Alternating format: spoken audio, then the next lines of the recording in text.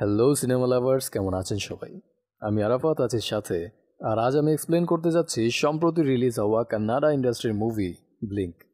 এটা মূলত একটা সায়েন্স ফিকশন মুভি। টাইম ট্রাভেলের উপর নির্মিত হয়েছে এই মুভিটি। এর আইএমডিবি রেটিং 7.9/10। মুভির কনসেপ্ট যেমন ইন্টারেস্টিং তেমন কিছুটা কনফিউজিংও বটে, তাই ভিডিওটা মনোযোগ সহকারে দেখবেন। যেহেতু মুভির টাইম ট্রাভেলের উপর নির্মিত, তাই স্বাভাবিকভাবেই মুভির লজিক রিয়েল লাইফের সাথে মিলবে না। এই কারণে মুভিতে লজিক না খুঁজে আমরা উপভোগ করার চেষ্টা করব। তাহলে গাইস আর কথা বাড়াবো না, let's go for the explanation. মুভির একদম শুরুতেই আমরা দেখতে পাই এক ব্যক্তি ব্রিজের ওপর থেকে নদীতে লাফ দিয়ে সুইসাইড করছে। এই ব্যক্তি কে আর কেনই বা সুইসাইড করছে তা আমরা পরে জানতে পারবো। এরপর সিন শিফট হয়ে চলে যায় 2021 সালে। বেঙ্গালুরুর একটা থিয়েটারে আমরা অপূর্বা নামের এক ছেলেকে দেখতে পাই। অপূর্বার গার্লফ্রেন্ড স্বপ্না একটা ড্রামা কোম্পানিতে অভিনয় করে।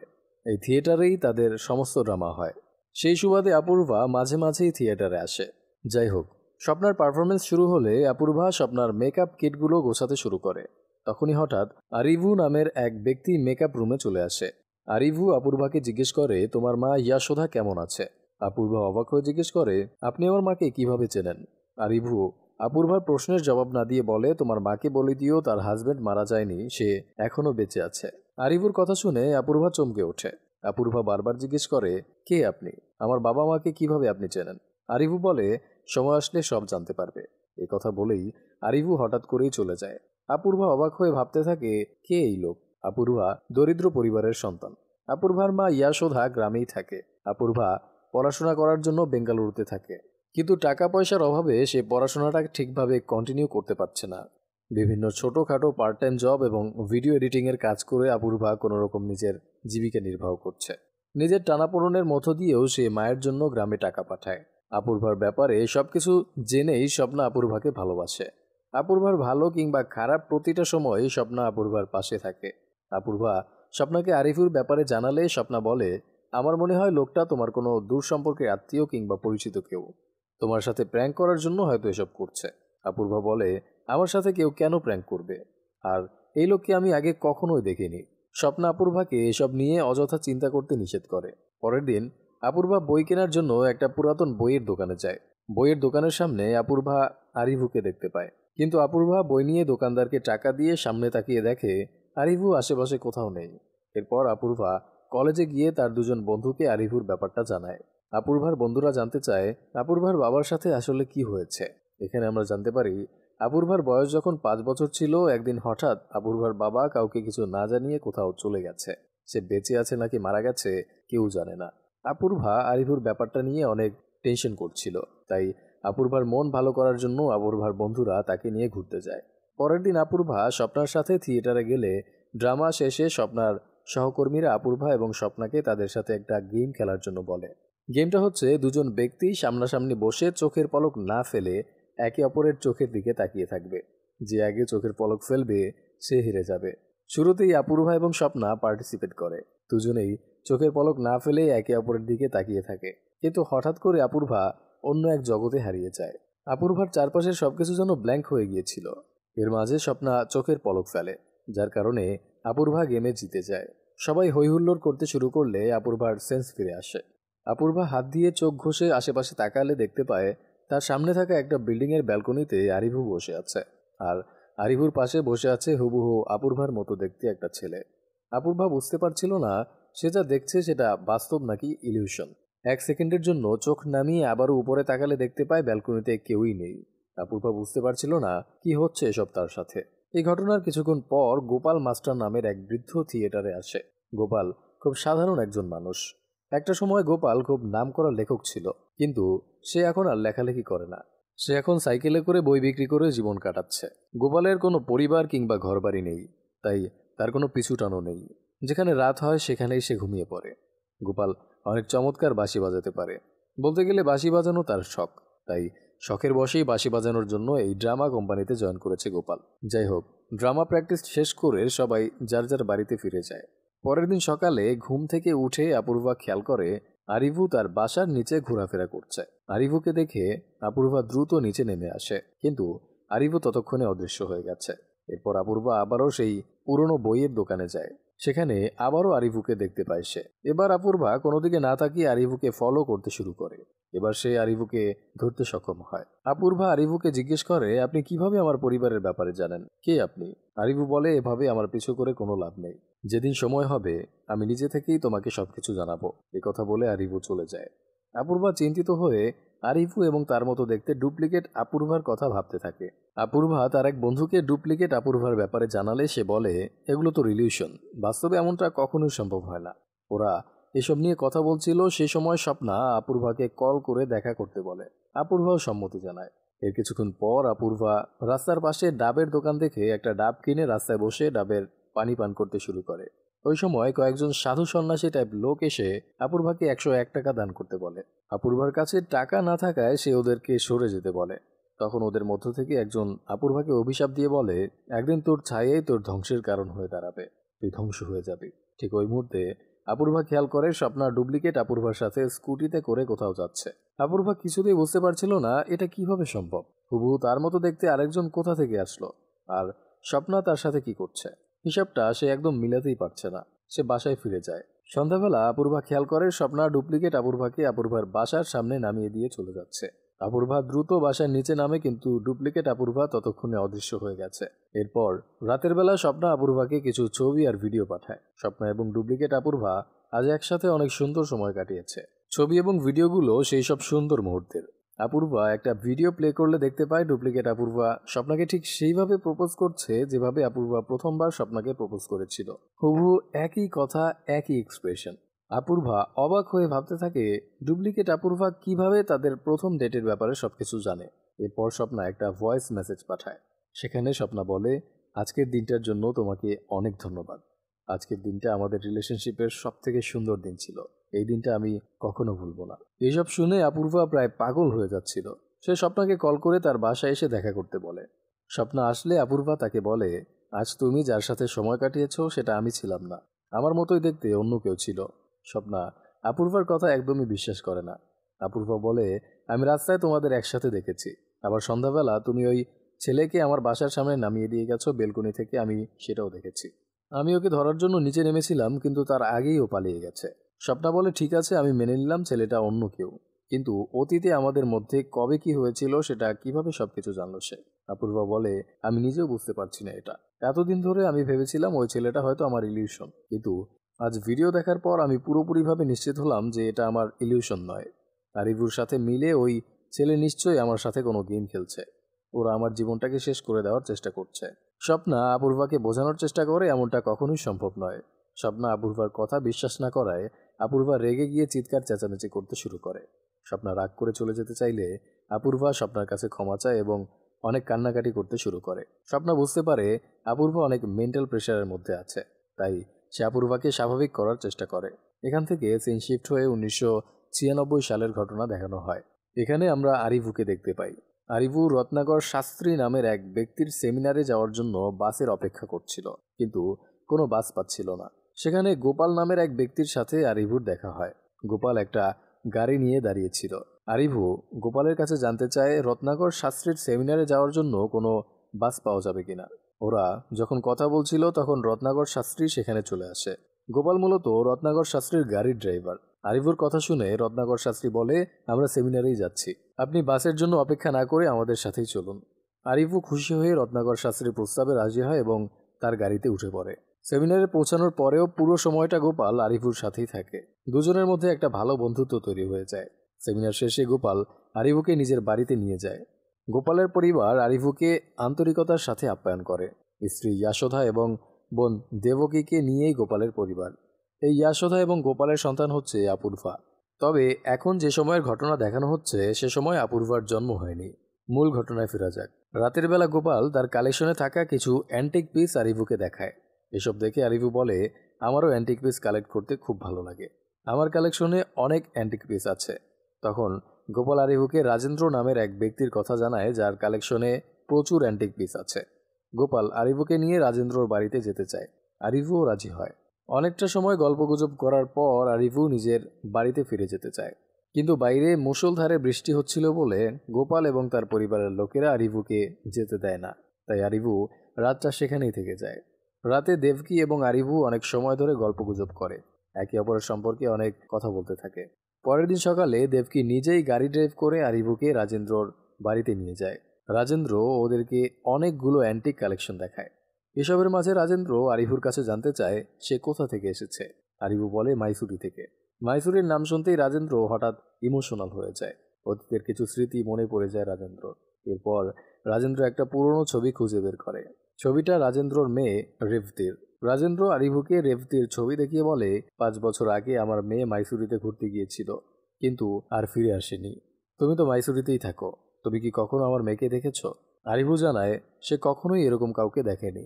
মেয়ের স্মৃতি মনে পড়তেই রাজেন্দ্র পাগলের মতো হয়ে যায়। কিছু সময়ের জন্য সে সবকিছু ভুলে গিয়ে দেবকীকেই তার মেয়ে রেফতি ভাবতে শুরু করে। সে দেবকীকে জড়িয়ে ধরে বারবার বলতে থাকে, এটাই আমার মেয়ে রেফতি। আরিভু রাজেন্দ্রকে বোঝানোর চেষ্টা করে সে যাকে রেফতি মনে করছে সে আসলে দেবকী। রাজেন্দ্র আরিভুর কোনো কথা না শুনে উল্টো আরিভুর উপর রাগ করে তাকে সজোরে ধাক্কা দিয়ে সরিয়ে দেয়। এতে করে আরিভু তার কাঁধে আঘাত পায়। এটা দেখে দেবকী রাজেন্দ্রর উপর চিৎকার চেঁচামেচি করতে শুরু করে। এতে রাজেন্দ্র নিজের সেন্স ফিরে পায়। সে বুঝতে পারে নিজের ইমোশনকে কন্ট্রোল করতে না পেরে সে একটা অপরাধ করে ফেলেছে। এরপর দেবকী আরিভুকে নিজের বাড়িতে নিয়ে যায়। গোপাল আরিভুর কাঁধে ব্যান্ডেজ করে দেয় এবং আরিভুকে বলে, যতদিন তুমি সুস্থ হবে না ততদিন এখানেই থাকবে। আরিভুও খুশি মনে থাকতে রাজি হয়, কারণ দেবকীকে সে ভালোবেসে ফেলেছে। এখানে থাকলে দেবকীর সাথে সময় কাটাতে পারবে সে। এদিকে প্রেজেন্ট টাইমে অপূর্বার কাছে কোনো এক প্রফেসরের চিঠি আসে। প্রফেসর অপূর্বাকে তার অফিসে ভিডিও এডিটিংয়ের কাজের অফার করেছে। মাসে 30 থেকে 40 হাজার টাকা স্যালারি। অফার যদিও লোভনীয়, কিন্তু অপূর্বা একটু কনফিউজ ছিল প্রফেসরের সাথে দেখা করবে কিনা। স্বপ্নাকে এই ব্যাপারে জানালে স্বপ্না বলে, নিজে থেকেই যেহেতু অফার দিচ্ছে, একবার দেখা করো। যদি জবটা হয়ে যায় তোমার আর টাকা পয়সা নিয়ে কোনো টেনশন করতে হবে না, নিশ্চিতে পড়াশোনায় মনোযোগ দিতে পারবে। তাই পরের দিন অপূর্বা ড্রামা কোম্পানির গাড়ি নিয়ে প্রফেসরের সাথে দেখা করার উদ্দেশ্যে বেরিয়ে পড়ে। কিন্তু পথে হঠাৎ ডুপ্লিকেট অপূর্বা গাড়ির সামনে চলে আসে। অপূর্বা তাকে দেখে গাড়ি থেকে নেমে পড়ে, কিন্তু তার আগেই ডুপ্লিকেট অপূর্বা অদৃশ্য হয়ে যায়। অপূর্বা আবার গাড়িতে উঠে বসলে হঠাৎ ডুপ্লিকেট অপূর্বাও গাড়ির ভেতরে চলে আসে। এটা দেখে অপূর্বা চমকে ওঠে, কিন্তু পরক্ষণেই এসব ইলিউশন ভেবে নিজেকে কন্ট্রোল করার চেষ্টা করে সে। তখন ডুপ্লিকেট অপূর্বা অপূর্বার হাতের ওপর হাত রেখে বলে, আমি তোমার ইলিউশন নই, আমি তোমাকে হেল্প করতে এসেছি। তুমি এডিটিং জবের জন্য ওই প্রফেসরের সাথে দেখা করতে যেও না, এটা একটা ট্র্যাপ। ওই লোকটা তোমাকে ফাঁসানোর চেষ্টা করছে, প্লিজ যেও না। কথা বলতে বলতে ডুপ্লিকেট অপূর্বা হুট করেই আবারও অদৃশ্য হয়ে যায়। অপূর্বা বুঝতে পারছিল না কি ঘটছে তার সাথে। সে যা দেখতে পেল সেটা কি আসলেই সত্যি, নাকি সবকিছুই তার ইলিউশন? প্রশ্ন ঘুরতে থাকে অপূর্বার মস্তিষ্কে। নিজেকে কিছুটা স্বাভাবিক করে অপূর্বা ওই প্রফেসর দেওয়া অ্যাড্রেসে চলে যায়। এখানে আমরা দেখতে পাই যে প্রফেসর অপূর্বাকে চিঠি পাঠিয়েছে সে আসলে আরিভু। আরিভু অপূর্বাকে বলে, তুমি ঠিক জায়গাতেই এসেছ, আমি তোমাকে জবের জন্য চিঠি পাঠিয়েছিলাম। আরিভু অপূর্বাকে বাড়ির ভেতরে নিয়ে যায়। অপূর্বা বলে, আপনি কেন আমার পিছনে লেগেছেন, কি চান আমার কাছে? আরিভু বলে, তোমাকে সত্যটা জানানোর সময় হয়ে গেছে, আজ তোমাকে সব বলবো। আরিভু একটা ব্রিফকেস বের করে অপূর্বাকে বলে, আমি আসলে তোমার মাধ্যমে একটা এক্সপেরিমেন্ট করতে চাই। অপূর্বা বলে, আমি কোনো এক্সপেরিমেন্ট করতে চাই না, আমার জবের দরকার ছিল তাই এখানে এসেছি। আরিভু বলে, তুমি যদি এক্সপেরিমেন্ট করতে রাজি হও তোমাকে আমি 10 লাখ টাকা দেব। এরপর আরিভু বলে, এই এক্সপেরিমেন্টটা শুধু আমি তোমার উপরেই করতে পারবো, কারণ তোমার মধ্যে একটা বিশেষ ক্ষমতা আছে। তোমার মধ্যে একটানা 30 মিনিট চোখের পলক না ফেলে তাকিয়ে থাকার ক্ষমতা আছে, যেটা আর কোনো সাধারণ মানুষের মধ্যে নেই। এরপর আরিভু অপূর্বাকে একটা সিক্রেট আইড্রপ দেখায়, যেটার নাম ভ্রেমিয়া। আরিভু বলে, এই আইড্রপ চোখে দিলে পাস্ট টাইম লাইনে চলে যাওয়া সম্ভব, অর্থাৎ টাইম ট্রাভেল করে অতীতের যে কোনো সময় চলে যাবে এই আইড্রপের মাধ্যমে। এই আইড্রপের মাধ্যমে পাস্ট টাইম লাইনে যাওয়ার পর মানুষ ততক্ষণ সেখানে থাকতে পারবে যতক্ষণ না সে চোখের পলক ফেলছে। চোখের পলক ফেলার সাথে সাথে আবারও প্রেজেন্ট টাইম লাইনে চলে আসবে। এই কারণে এই এক্সপেরিমেন্টের জন্য এমন একজন মানুষ প্রয়োজন যে দীর্ঘ সময় চোখের পলক না ফেলে থাকতে পারে। যেহেতু অপূর্বা একটানা 30 মিনিট চোখের পলক না ফেলে থাকতে পারে, তাই আরিভু এক্সপেরিমেন্টের জন্য অপূর্বাকেই বেছে নিয়েছে। সব শুনে অপূর্বা বলে, আমি এসব এক্সপেরিমেন্টে ইন্টারেস্টেড নই, আপনার কোনো রকম ফাঁদে আমি পা দেব না। আরিভু বলে, এই এক্সপেরিমেন্টের সব থেকে বেশি লাভ তোমারই হবে, তুমি চাইলে পাস্ট টাইম লাইনে গিয়ে তোমার বাবার সাথে দেখা করতে পারবে। অপূর্বা আরিভুর কথা বিশ্বাস করে না। তখন আরিভু অপূর্বাকে তার বাবা মায়ের সাথে তোলা ছোটবেলার ছবি দেখায়। ছবিটা দেখে অপূর্বা কিছুটা ইমোশনাল হয়ে পড়ে। তখনই ড্রামা কোম্পানি থেকে একজন ফোন করে জানায় গাড়িটা তাদের এই মুহূর্তে প্রয়োজন। তাই অপূর্বা আর সময় নষ্ট না করে আরিভুর বাসা থেকে বেরিয়ে পড়ে। এরপর অপূর্বা তার মাকে কল করে জিজ্ঞেস করে আসলে তার বাবার সাথে কি ঘটেছিল। অপূর্বার মা অর্থাৎ ইয়াশোধা বলে, তুমি যেটা জানো সেটাই সত্যি। তোমার বয়স যখন 5 বছর ছিল তখন একদিন তোমার বাবা কোনো একটা কাজে যাওয়ার জন্য জামা কাপড় গুছিয়ে নিয়ে বাড়ি থেকে বের হয়। এরপর আর ফিরে আসেনি। পুলিশের কাছে আমি তোমার বাবার মিসিং কমপ্লেন করেছিলাম। পুলিশ ইনভেস্টিগেশন করে তোমার বাবার গাড়ি এবং কিছু জিনিসপত্র একটা ব্রিজের উপর পেয়েছে। অপূর্বা জিজ্ঞেস করে, আমার বাবা বেঁচে আছে তো? ইয়াশোধা বলে, তোমার বাবার উপর আমার আর বিন্দুমাত্র বিশ্বাস নেই। আমার মনে হয় না সে বেঁচে আছে। অপূর্বার বাবা আসলে বেঁচে আছে নাকি মারা গেছে, এই প্রশ্ন এখন অপূর্বার জন্য একটা বড় রহস্য হয়ে দাঁড়িয়েছে। তাই অপূর্বার সিদ্ধান্ত নেয় আরিভুর এক্সপেরিমেন্টের মাধ্যমে টাইম ট্রাভেল করে করে জেনে নেবে তার বাবার সাথে কি ঘটেছিল। যেই ভাবা সেই কাজ। সে আরিভুর কাছে ফিরে যায়। আরিভু অপূর্বাকে একটা ঘড়ি দিয়ে বলে, তুমি টাইম ট্রাভেল করে যে স্থানে যেতে চাও সেই স্থানের নাম এবং কোন তারিখে যেতে চাও সেই তারিখ এবং নির্দিষ্ট সময় এই ঘড়িতে সেট করে নাও। অপূর্বা আরিভুর কথা মতো সময় এবং স্থান ঘড়িতে সেট করে নেয়। এরপর আরিভু অপূর্বাকে ব্রেমিয়া নামক আই ড্রপটা চোখে দিতে বলে এবং আরিভু নিজেও আই ড্রপটা চোখে দেয়। এরপর দুজন একসাথে টাইম ট্রাভেল করে পাস্ট টাইম লাইনে চলে যায়। অপূর্বা ঘড়িতে ওই দিনের ডেট সেট করেছিল যেদিন অপূর্বা এবং স্বপ্না চোখের পলক না ফেলে একে অপরের দিকে তাকিয়ে গেমটা খেলেছিল। সামনের বিল্ডিংয়ের বেলকনিতে আরিভুর সাথে অপূর্বা তার মতো দেখতে যে ব্যক্তিকে দেখেছিল সেটা মূলত অপূর্বাই ছিল। অপূর্বা টাইম ট্রাভেল করে ওই সময় গিয়েছিল বলেই অপূর্বা নিজেকে দেখতে পেয়েছে।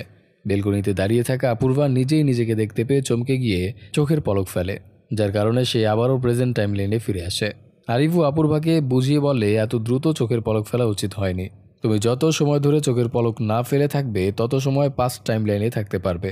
তবে অপূর্বা এতটুকু বুঝে গেছে আরিভু কোনো মিথ্যা কথা বলেনি। আইড্রপের মাধ্যমে সত্যি সত্যি পাস্ট টাইম লাইনে যাওয়া সম্ভব। অপূর্বার মূল উদ্দেশ্য তার বাবার সাথে কি হয়েছে সেই রহস্য উদ্ঘাটন করা। অপূর্বা আরিভুর কাছে পানি পান করতে চায়। আরিভু পানি আনতে গেলে সেই সুযোগে অপূর্বা আইড্রপটা নিয়ে তার ব্যাগের ভেতর লুকিয়ে রাখে। নিজের বাড়িতে ফিরে অপূর্বা ঘড়িতে সেই দিনের ডেট সেট করে নেয় যেদিন তার বাবা নিখোঁজ হয়েছিল। যেহেতু অপূর্বা ঠিক জানে না তার বাবা ঠিক কয়টার সময় থেকে নিখোঁজ, তাই সে নিজের আন্দাজ মতো একটা সময় সেট করে নেয়।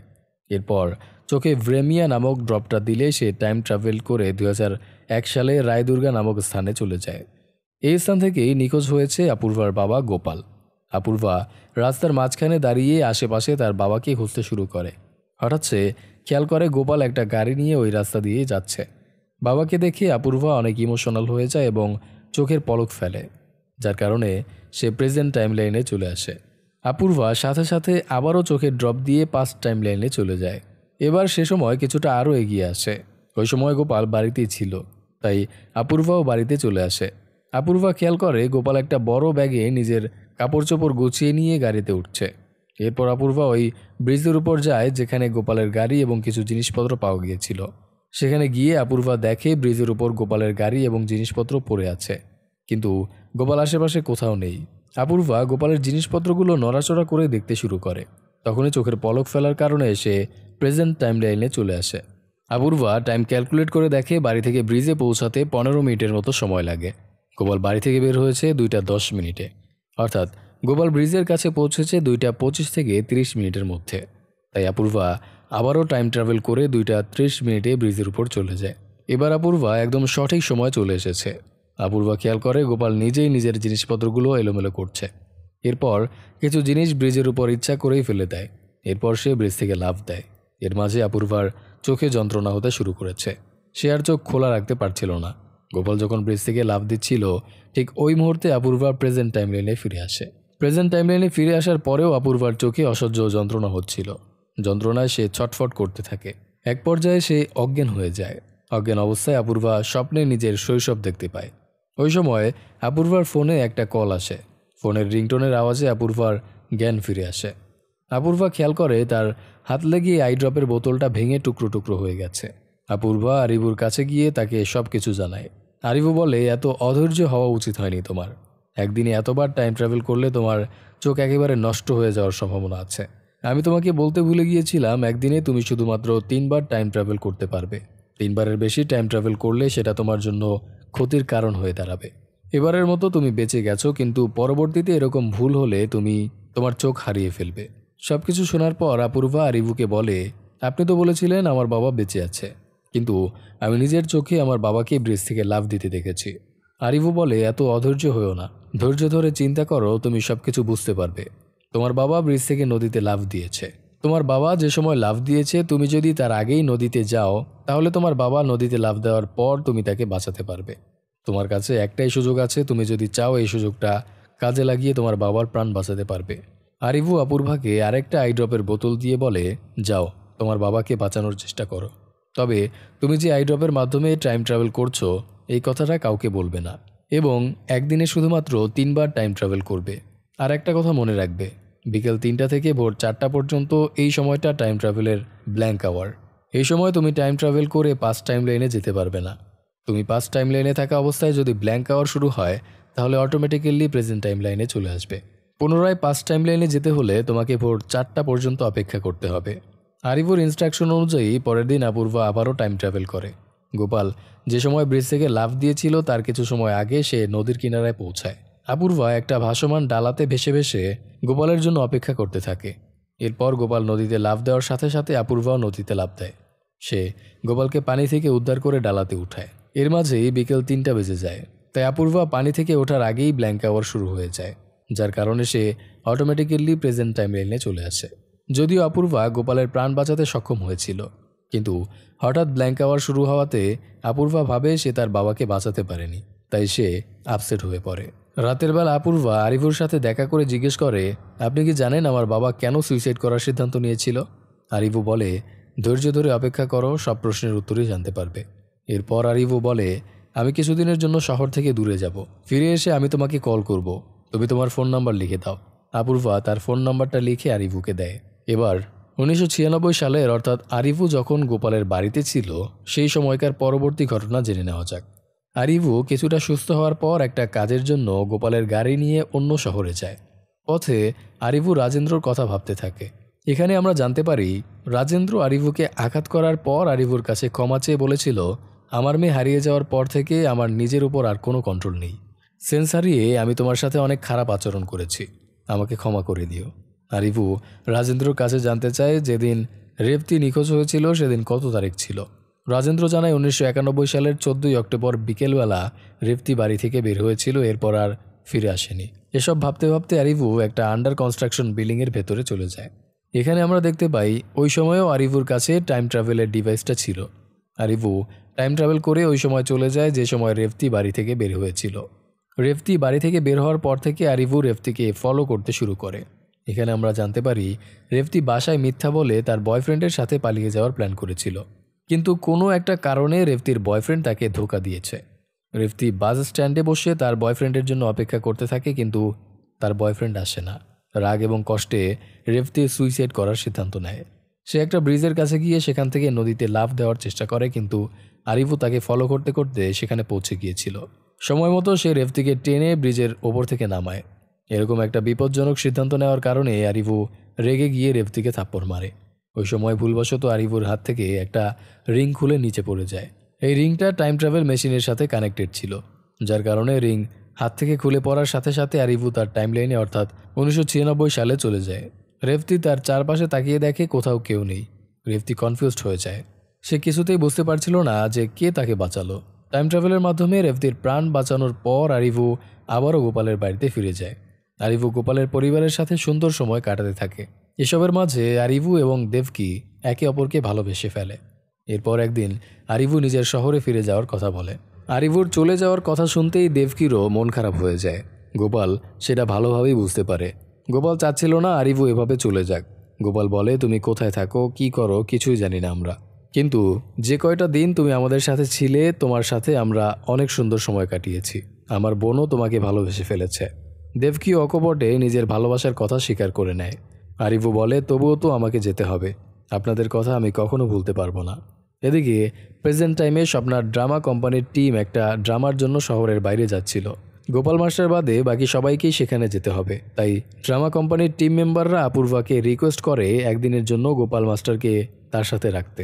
অপূর্বাও রাজি হয়ে যায়। সে গোপাল মাস্টারকে নিজের বাড়িতে নিয়ে যায়।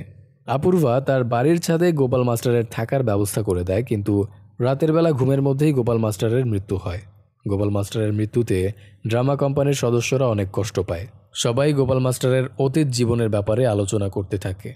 সে সময় ড্রামা কোম্পানির ডিরেক্টর জানায় আজ থেকে 10 বছর আগে একটা নাটকের সেটে গোপাল মাস্টারের সাথে তার দেখা হয়েছিল। গোপাল মাস্টার অত্যন্ত সহজ সরল একজন মানুষ ছিলেন। তার মনটা ছিল শিশুদের মতো, তার মধ্যে কোনো অহংকার ছিল না। সে সবসময় নিজের মতো থাকত। গোপাল মাস্টারের বাঁশি বাজানোর ট্যালেন্ট দেখে ডিরেক্টর তাকে নিজের ড্রামা কোম্পানিতে নিয়ে নেয়। এরপর ডিরেক্টর আরও জানায় বাঁশি বাজানোর ট্যালেন্ট ছাড়াও গোপাল মাস্টারের আরেকটা হিডেন ট্যালেন্ট আছে। সে টাইম ট্রাভেলের উপর একটা বই লিখেছে, আর এই টাইম ট্রাভেল গল্পের হিরোর নাম দিয়েছে আরিভু। আরিভু নামটা শুনেই অপূর্বা কিছুটা চমকে ওঠে। অপূর্বার সন্দেহ হয় সে যে আরিভুকে চেনে তার সাথে হয়তো কোনোভাবে গোপাল মাস্টারের কোনো কানেকশন আছে।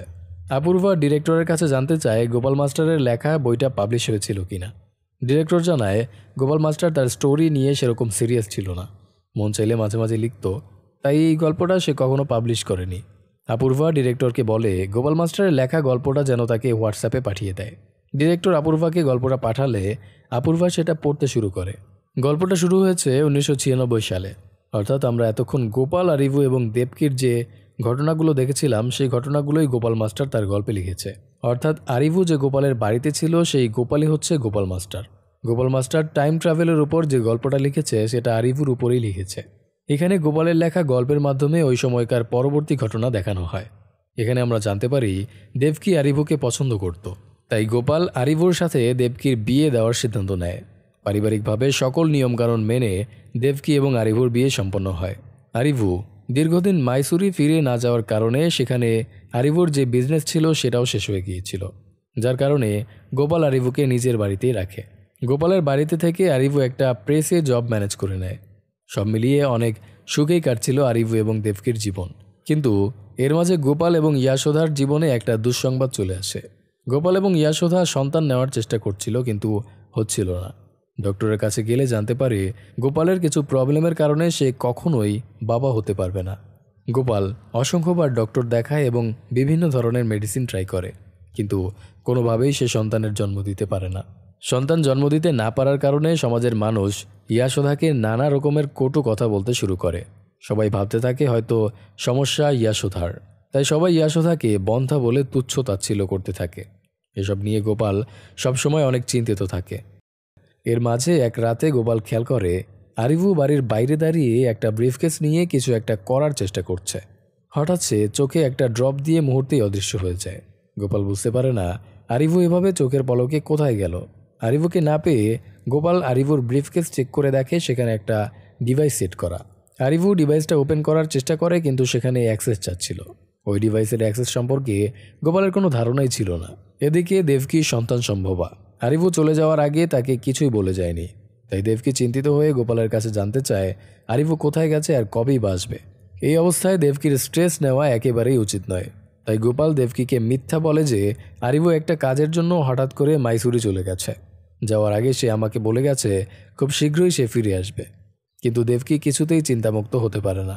এদিকে গোপাল ওই ডিভাইস এবং আইড্রপ নিয়ে রিসার্চ করার পর জানতে পারে ডিভাইসের মাধ্যমে টাইম ট্রাভেল করা যায়। গোপাল বুঝতে পারে আরিভু টাইম ট্রাভেল করে তাদের কাছে এসেছিল, হয়তো তার প্রয়োজন শেষ হয়ে গেছে, তাই সে আবার নিজের টাইম লাইনে চলে গেছে। গোপাল থেমে থাকে না, সে টাইম ট্রাভেল নিয়ে আরও রিসার্চ করতে শুরু করে। গোপাল বুঝতে পারছিল না এভাবে টাইম ট্রাভেল করে এক টাইমলাইন থেকে অন্য টাইমলাইনে যাওয়া আসলেই সম্ভব কিনা। এই ব্যাপারে সে তার বস রত্নাকর শাস্ত্রীর সাথে কথা বললে রত্নাকর শাস্ত্রী বলে এসব টাইম ট্রাভেল শুধু গল্পেই সম্ভব, বাস্তব জীবনে টাইম ট্রাভেল করে এক সময় থেকে অন্য সময় যাওয়া কখনোই সম্ভব নয়। আজ পর্যন্ত এরকম কোনো প্রমাণ পাওয়া যায়নি যেখানে কেউ টাইম ট্রাভেল করে অন্য সময় যেতে সক্ষম হয়েছে। কিন্তু গোপাল কনফিউজড হয়ে যায়, কারণ সে নিজের চোখে আরিভুকে অদৃশ্য হতে দেখেছে। টাইম ট্রাভেল যদি বাস্তবে সম্ভব না হয় তাহলে আরিভু কিভাবে অদৃশ্য হয়ে গেল? যাই হোক, গোপাল তার বাস্তব জীবনের ঘটে যাওয়া ঘটনাগুলো এবং রিসার্চ করে যা কিছু জানতে পেরেছে সেগুলোই গল্প আকারে লিখেছে, আর সেই গল্পটাই পড়ছে অপূর্বা। সিন প্রেজেন্টে চলে আসে। গোপালের লেখা গল্পটা পড়ার পর অপূর্বা বুঝতে পারে তার বাড়িতে গোপাল মাস্টার নামের যে ব্যক্তির মৃত্যু হয়েছে সেই তার বাবা গোপাল। কিন্তু সেই সাথে অপূর্বা এটাও বুঝতে পারে যাকে এতদিন ধরে সে নিজের বাবা হিসেবে জেনে এসেছে সে গোপাল আসলে তার নিজের বাবা নয়, কারণ গোপাল তো কখনো বাবা হতে পারবে না। কিন্তু গোপালের বইয়ে কোথাও লেখা নেই অপূর্বার আসল বাবা মা কে। তাই অপূর্বা নিজের আসল পরিচয় জানার জন্য ইয়াশোদাকে কল করে। অপূর্বা ইয়াশোদাকে জিজ্ঞেস করে বাবার কি দেবকি নামের কোনো বোন ছিল আর তার হাজবেন্ডের নাম কি আরিভু ছিল। ইয়াশোদা প্রথমে অস্বীকার করে, কিন্তু অপূর্বা বারবার জোর করায় ইয়াশোদা সত্যিটা স্বীকার করতে বাধ্য হয়। ইয়াশোদা জানায় অপূর্বা আসলে দেবকী এবং আরিফুর সন্তান, কিন্তু ইয়াশোদা এবং গোপাল অপূর্বাকে নিজের সন্তানের মতো লালন পালন করেছে। অপূর্বা জানতে চায় আরিফু এখন কোথায়। ইয়াশোদা বলে আরিফু অদৃশ্য হওয়ার পর আর কখনো ফিরে আসেনি। ইয়াশোদা অপূর্বাকে জিজ্ঞেস করে, তুই কিভাবে আরিফুর ব্যাপারে জানলি? আরিফু বলে, সত্য কথা কখনো গোপন থাকে না মা। এরপর অপূর্বা জানতে চায় দেবকীর সাথে কি হয়েছিল, সে এখন কোথায়। ইয়াশোদা জানায় আরিফু চলে যাওয়ার পর থেকে দেবকী সবসময় উদাস হয়ে থাকত। সে পুরো দিন আরিফুর অপেক্ষা করতে করতে কাটিয়ে দিত। গোপাল ভাবে আরিফুর সাথে দেবকীর বিয়ে দিয়ে সে অনেক বড় ভুল করেছে। তার এই সিদ্ধান্তের কারণে দেবকীর জীবনটা শেষ হয়ে যাচ্ছে। দেখতে দেখতে ডেলিভারির সময় চলে আসে। এক ঝড়ের রাতে জন্ম হয় অপূর্বার। অপূর্বাকে জন্ম দিতে গিয়ে দেবকী অনেক অসুস্থ হয়ে পড়েছিল। বাইরে প্রবল ঝড় থাকায় তাকে হসপিটালে নিয়ে যাওয়া সম্ভব হয়নি, যার ফলে অপূর্বাকে জন্ম দিতে গিয়ে মৃত্যু হয় দেবকীর। সত্যিটা জানার পরেও অপূর্বার কৌতূহল শেষ হয় না। আরও অনেক প্রশ্ন ঘুরপাক খায় তার মস্তিষ্কে। এসব প্রশ্নের উত্তর জানতে অপূর্বা টাইম ট্রাভেল করে একদিন আগেই টাইম লাইনে যায়, অর্থাৎ যেদিন গোপাল অপূর্বার বাড়িতে থাকতে এসেছিল, এবং নিজের ছোটবেলার একটা ছবি গোপালকে দেখায় যেখানে গোপালের সাথে দেবকী এবং অপূর্বা ছিল। গোপাল যখন জানতে পারে অপূর্বা তার সন্তান, সে পুরোপুরি শকড হয়ে যায়। অপূর্বা গোপালকে জিজ্ঞেস করে, কেন তুমি আমাদের ফেলে চলে গিয়েছিলে? কেন তুমি এত বছর ধরে আমাদের থেকে দূরে আছো? গোপাল কোনো জবাব দিতে পারে না। অপূর্বা আবারও বলে, আমাদের জীবনে যত সমস্যা সব কিছুর জন্য দায়ী টাইম ট্রাভেলার আরিফু। তার কারণে এসব কিছু এলোমেলো হয়ে গেছে। আমি ওই আরিফুকে খুঁজে পেয়েছি, ওকে আমি কিছুতেই ছাড়বো না। কিন্তু গোপাল কথা বলার ভাষা হারিয়ে ফেলেছে। সে কল্পনা করতে পারেনি এত বছর পর অপূর্বাকে এভাবে সামনে থেকে দেখতে পারবে। সে অনেক ইমোশনাল হয়ে পড়ে। ওই সময় হার্ট অ্যাটাক হয়ে গোপালের মৃত্যু হয়। আমরা দেখেছিলাম ঘুমের মধ্যে গোপালের মৃত্যু হয়েছিল। আসল সত্যিটা হচ্ছে বহু বছর পর ফেলে আসা সন্তানকে দেখার পর গোপাল হঠাৎ অতিরিক্ত শকড হয়ে গিয়েছিল, যার কারণে হার্ট অ্যাটাকে মৃত্যু হয়েছে তার। অপূর্বা এত বছর পর বাবাকে কাছে পেয়েও হারিয়ে ফেলে। ব্যাপারটা অপূর্বার জন্য অনেক কষ্টের ছিল। অপূর্বা তার জীবনের চরম সত্যিগুলো জানার পর অনেক ভেঙে পড়েছে। সে চাচ্ছিল এই স্মৃতিগুলো তার মস্তিষ্ক থেকে মুছে যাক। তাই অপূর্বা টাইম ট্রাভেল করে ওই সময় চলে যায় যে সময় অপূর্বা ড্রামা কোম্পানিতে গাড়ি নিয়ে জবের অফার দেওয়া প্রফেসরের সাথে দেখা করতে যাচ্ছিল। অপূর্বা ওই টাইমলাইনের অপূর্বাকে বোঝানোর চেষ্টা করে কোনো প্রফেসর তাকে ডাকেনি, বরং এটা একটা ট্র্যাপ। অপূর্বা চাচ্ছিল না সে আরিফুর সাথে দেখা করুক, কারণ যদি আরিফুর সাথে দেখা না হয় তাহলে অপূর্বা টাইম ট্রাভেল করে পাস্ট টাইমলাইনে যেতে পারবে না, আর তার জীবনের গোপন সত্যগুলো কখনো জানতে পারবে না। কিন্তু হঠাৎ অপূর্বার টাইম ট্রাভেলের ঘড়ি ডিসকানেক্টেড হয়ে যায়, যার কারণে সে হঠাৎ করেই গাড়ি থেকে গায়েব হয়ে প্রেজেন্ট টাইমলাইনে চলে আসে। আর এই সিনটা আমরা দেখেছিলাম যখন আসল অপূর্বা মনে করেছিল তার সাথে ইলিউশন ঘটছে। যাই হোক, এখন প্রেজেন্ট ডেতে অপূর্বার লাইফ অনেক বেশি ডিস্টার্বিং হয়ে গেছে। এসব কোনোভাবে কাটিয়ে উঠতে পারছিল না অপূর্বা। সে কোনো কারণ ছাড়াই সবার সাথে রুড বিহেভ করতে শুরু করে। এসবের কারণে স্বপ্নার সাথে অপূর্বার রিলেশন খারাপ হয়ে যায়। এর মাঝে একদিন আরিফু অপূর্বার বাড়িতে চলে আসে। অপূর্বা আরিফুকে বলে, আমি আপনার সাথে কোনো কথা বলতে চাই না। আপনি যেখান থেকে এসেছেন সেখানেই ফিরে যান। দয়া করে আমার পিছু ছাড়ুন। আমি কোনোভাবেই আপনার সংস্পর্শে থাকতে চাই না। আরিফু বলে, তোমার এরকম আচরণ করার কারণটা কি জানতে পারি? অপূর্বা বলে, আপনি যে আমার বাবা এই সত্যটা আমি জেনে গেছি, তবে আমি যতটুকু জানতে পেরেছি ততটুকুই যথেষ্ট। আমি আর নতুন করে কিছুই জানতে চাই না। আমার জীবনটা এমনিতেই এলোমেলো হয়ে গেছে। আমি আর এর থেকে বেশি এলোমেলো করতে চাই না। দয়া করে আপনি চলে যান। এবার আরিফু অনেক বড় একটা টুইস্ট রিভিল করে। আরিফু বলে, তুমি যা জানো সেটা পুরো সত্যি নয়। আমি আসলে আলাদা কেউ নই। তুমি আর আমি দুজনই একই ব্যক্তি। অপূর্বা একটা পর্যায়ে গিয়ে আরিফু হয়ে গেছে। অপূর্বা আরিফুর কথা কিছুই বুঝতে পারে না। তখন আরিফু বলে, আজ থেকে 6 মাস পর ইয়াশোধার মৃত্যু হবে। এর কিছুদিন পর স্বপ্নাও তোমার সাথে ব্রেকআপ করে তোমাকে ছেড়ে চলে যাবে। সব আপনজনদের হারিয়ে তুমি পুরোপুরি একা হয়ে যাবে। এরপর 2025 সালে তুমি মাইসুরিতে শিফট করবে। তোমার জীবনে আপনজন বলতে কেউ থাকবে না। তুমি একা একা জীবন কাটাতে থাকবে। এরপর 2032 সালে তুমি কলকাতায় শিফট করবে। সেখানে তোমার পরিচয় হবে অরবিন্দু সেন নামের এক ব্যক্তির সাথে। তার সাথে তোমার বন্ধুত্ব হবে। এই অরবিন্দু ভ্রেমিয়া নামক আইড্রপের ইলিগ্যাল বিজনেসের সাথে জড়িত থাকবে। এই ভ্রেমিয়া নামক আইড্রপের কার্যকারিতা 2 ধরনের, অর্থাৎ এই আইড্রপের মাধ্যমে 2 ভাবে টাইম ট্রাভেল করা যাবে। প্রথমটা হচ্ছে টেম্পোরারি টাইম ট্রাভেল, অর্থাৎ এই আইড্রপ ইউজ করে টাইম ট্রাভেল করার পর যতক্ষণ পর্যন্ত চোখের পলক ফেলবে না ততক্ষণ পাস্ট টাইম লাইনে থাকতে পারবে। দ্বিতীয়টা হচ্ছে পার্মানেন্ট টাইম ট্রাভেল। এই টাইম ট্রাভেলের জন্য হাতে টাইম ট্রাভেল ডিভাইসের সাথে কানেক্টেড একটা রিং পড়তে হবে। এরপর আইড্রপ ইউজ করে নিজের ইচ্ছামতো অতীতের যে কোনো টাইম লাইনে চলে যাওয়া যাবে। তবে পার্মানেন্ট টাইম ট্রাভেল করলে যখন তখন প্রেজেন্ট টাইম লাইনে ফিরে আসা সম্ভব হবে না। পাস্ট টাইম লাইনে থাকা অবস্থায় যদি ব্যক্তির মৃত্যু হয়, অর্থাৎ কোনো কারণে হাত থেকে রিং খুলে পড়ে যায়, তবেই ওই ব্যক্তি প্রেজেন্ট টাইম লাইনে ফিরে আসতে পারবে। যাই হোক, 2032 সালে যাওয়ার পর অরবিন্দ সেন নামের ওই ব্যক্তি অপূর্বাকে টাইম ট্রাভেল ডিভাইস, রিং এবং আইড্রপ দেবে। যেহেতু অপূর্বা একা একা জীবন কাটাতে কাটাতে জীবনের প্রতি তার বিতৃষ্ণা চলে এসেছে, তাই সে পার্মানেন্টলি টাইম ট্রাভেল করার সিদ্ধান্ত নেবে।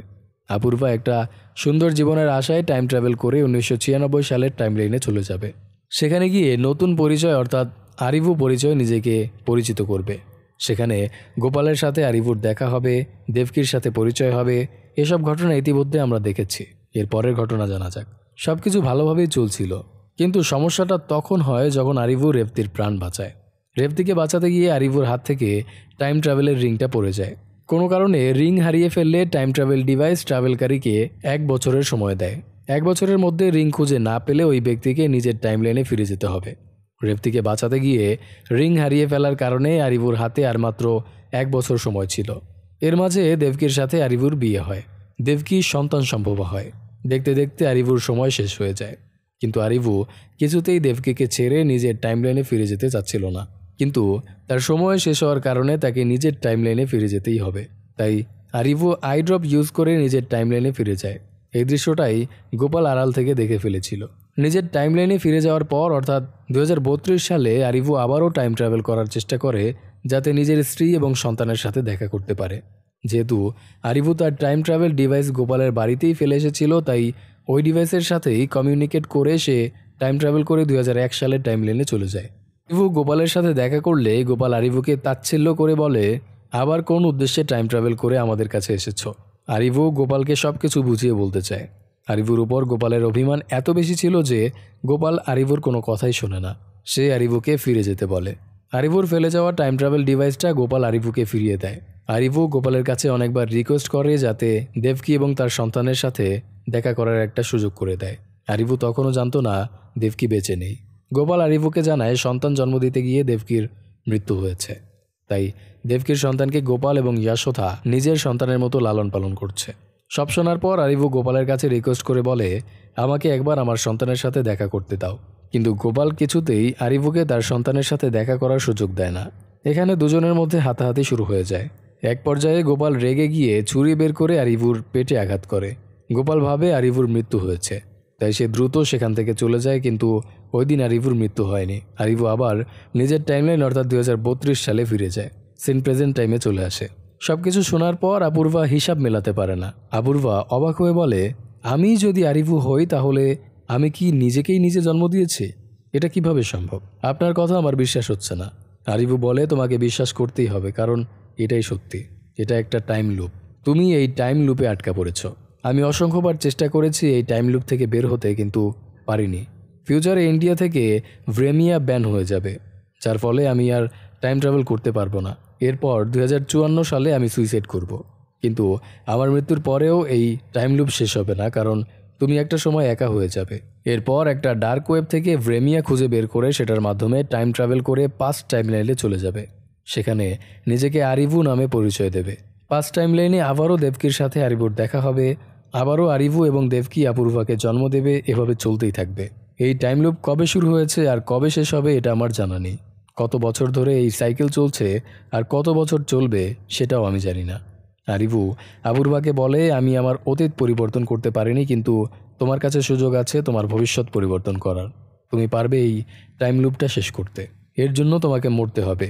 এখন যদি তোমার মৃত্যু হয় তাহলে ফিউচারে আর কেউ টাইম ট্রাভেল করে আরিভু হতে পারবে না, এবং নতুন করে আর কোনো অপূর্বার জন্ম হবে না। বহু বছর ধরে চলতে থাকা টাইম লুপ এখানেই শেষ হবে। নিজের কথা শেষ করে আরিভু একটা পিস্তল বের করে অপূর্বার দিকে পয়েন্ট করে। তখন অপূর্বা আরিভুর কাছে রিকোয়েস্ট করে বলে, আমাকে হত্যা করার আগে 1 দিনের সময় দিন। আমি মৃত্যুর আগে শেষবারের মতো স্বপ্নার সাথে দেখা করতে চাই। আরিভু অপূর্বাকে 1 দিনের সময় দেয়।